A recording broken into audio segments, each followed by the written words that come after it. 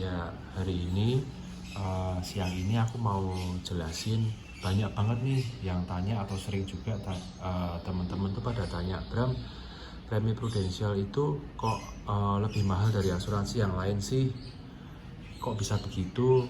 Atau mereka yang kemurahan?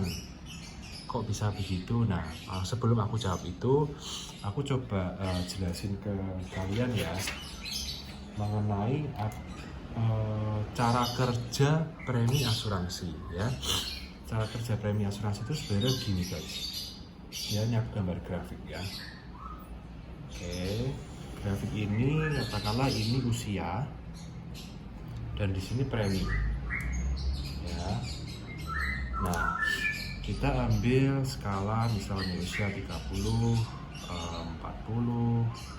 50, 60, 70, 80 ya.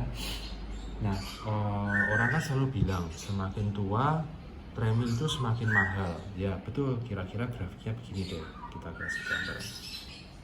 Misal ya, grafiknya seperti ini. Jadi di usia 30 preminya segini.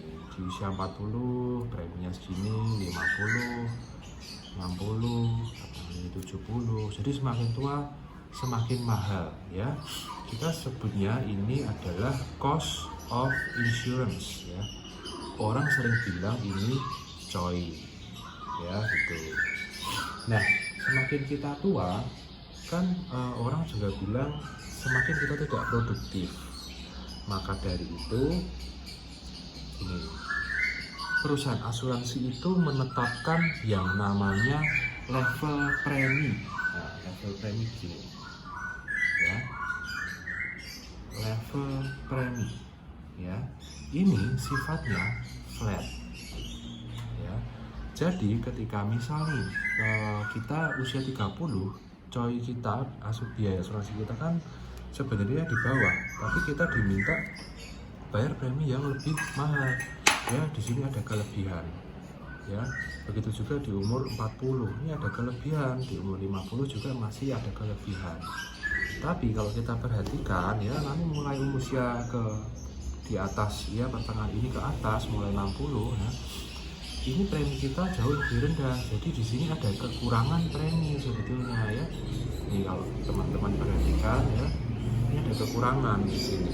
Nah, yang perlu kita perhatikan di sini apa? Adalah segitiga di sini nih. Segitiga ketika kelebihan di sini itu sanggup untuk menutup segitiga ketika kekurangan di sini. Ya, ini harus sanggup menutup ini. Ya, segitiga kelebihan menutup segitiga kekurangan. Nah, banyak di luar sana perusahaan asuransi itu yang menentukan level preminya ini lebih rendah guys, lebih rendah. Contohnya seperti ini ya, mereka bilang oh level premiku lebih rendah. Nasabah sebetulnya seneng karena apa? Karena preminya rendah. Kita bisa perhatikan ya, di sini tetap ada kelebihan premi ya, tapi nih boleh diperhatikan ini kelebihan preminya mungkin hanya sampai di sini ya.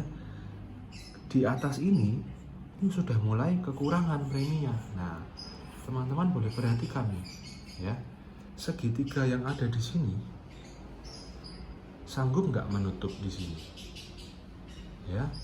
Mungkin bisa jadi segitiga yang ada di sini ya, kemungkinan mungkin hanya sampai bertahan di sini ya.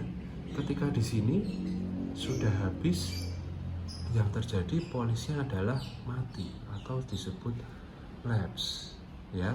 Nah, level premi ini itu perusahaan itu bebas menentukan sebetulnya, tapi berbeda dengan prudensial. Prudensial sudah memiliki level premi ini yang dihitung oleh aktuaria, dan prudensial itu mengikuti level premi yang seharusnya.